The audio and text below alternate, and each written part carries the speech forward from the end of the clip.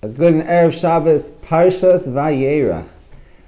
So today I want to share a story. It goes back around 12 years ago, 13 years ago, that I was visiting the kever of Rabbi 𝗟𝗓𝗦𝗦𝗧, one of my favorite keverim to go to, up in Vayera. And it was close to Shkia, and I think I was already in the kever, already davened, and maybe I was on my way out. And there was a bit of a commotion. People started screaming, talking, and I remember my wife and we went to go see what was going on, and we found out that somebody, I guess, was on their way back, had lost a contact lens. And they were looking for a contact lens. You know, I think finding a contact lens is always hard. If you've been to the kever of Rabbi 𝗟𝗓𝗦𝗧, outside of his kever, you have like Evan Yerushalmi, and to imagine to be able to find a contact lens, you know, out there somehow in between all the cracks. So it's like, how are they going to find it? But they needed it. And they were looking for help. And I remember, I don't know if it was myself or someone else was like, wait, 1 second. We can't find something. We're by the kever of Rabbi 𝗟𝗓𝗦𝗧. Of course, the segula.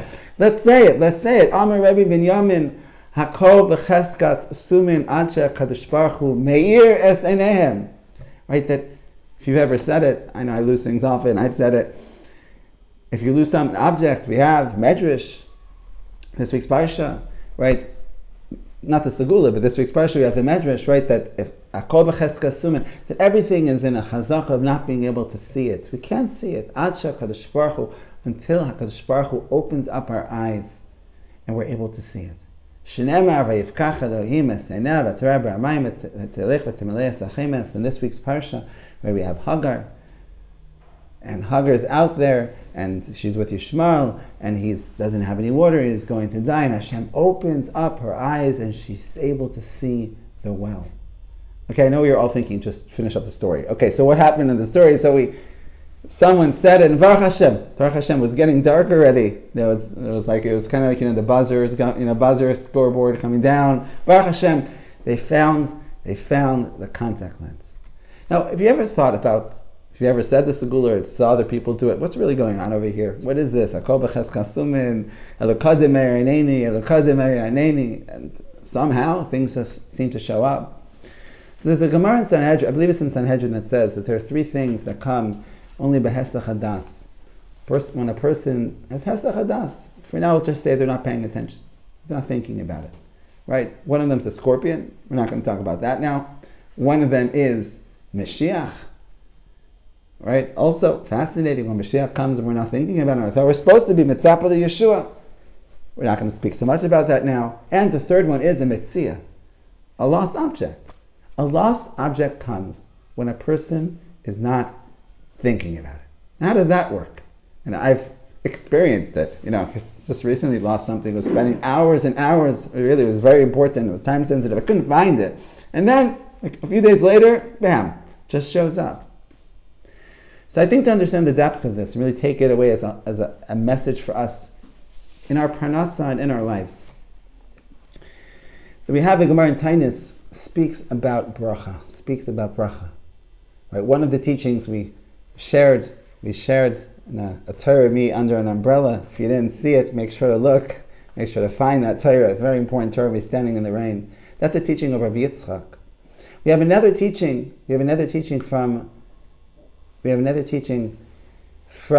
I'm thinking Rav Yochanan. I'm not sure if it's Rav Yochanan, but Rav Yochanan, I believe it's Rav Yochanan. What he says is, it's not. I'm sorry. It's from the house of Rabbi Yishmael. We have another teaching from the Beis Medrash of Rabbi Yishmael, Tzvi Rabbi Yishmael, right? That a bracha is only mitzuya. That bracha, blessing, is only found when a person's ayin eina shaletes by. When a person's eye is not looking at it. What does that mean? A bracha is only found.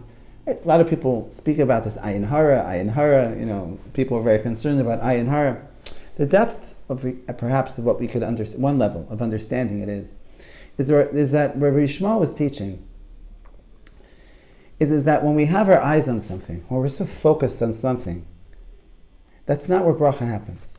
Because bracha is something, right? Abundance. Where does abundance take place? We just spoke about it in the podcast. Make sure to check it out. The podcast that's going to be rolling out on Motzei Shabbos. And make sure to subscribe so you'll make sure you won't miss out. Where does abundance come from? How can we experience abundance in our parnasa? It comes from the infinite. It comes from HaKadosh Baruch Hu's Ein Sof. And HaKadosh Baruch Hu's Ein Sof doesn't come when we're just sitting over there and just watching. It's something that happens when we're not looking. There's a story, a bedtime story I read to my kids. It's a Musar Sefer for me. It's a story about a frog and a toad.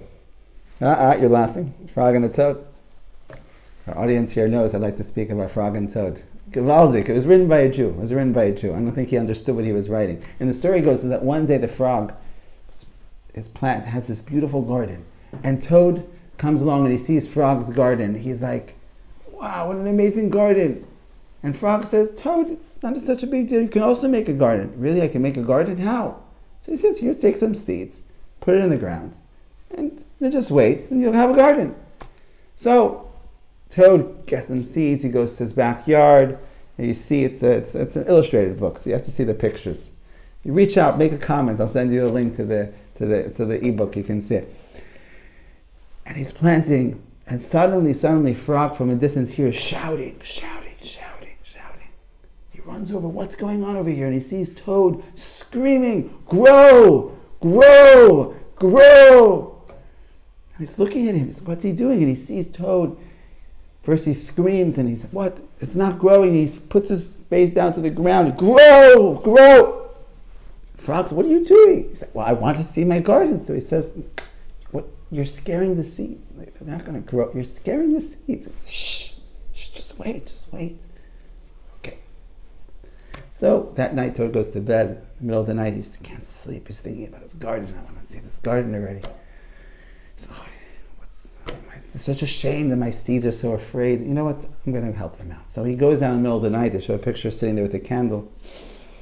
And he's reading, I'm going to read it stories. I'm going to read my seeds some stories. Good stories. Calm them down. Maybe they'll grow. All night he's reading them stories. He's like, gosh, I have this most scared seeds in the world.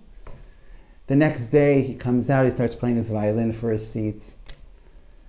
He's reading stories, singing songs for his seeds. In the meantime, they're showing in the background that the rain comes, it's cloudy, and the rain. He doesn't even notice. He doesn't even notice what's going on. And every day, Toad's sitting there trying music, trying to entertain, nurture his seeds, please seeds. Finally, he's so exhausted, he just falls down and falls asleep. And then the next scene, Frog walking by, and he sees Toad sleeping over there with his eyes closed. He's like, Toad, wake up! What? Look what happened. Your garden grew. It's beautiful. Toad jumps for joy, and he goes to Frog. He says, I'm so happy, but I'll be honest with you. That was really a lot of hard work. It's really a lot of hard work. Such a powerful lesson. I think this is the Torah we're speaking about over here. The bracha only happens when a person's eye is not on it. Right? The garden only grew when Toad fell asleep.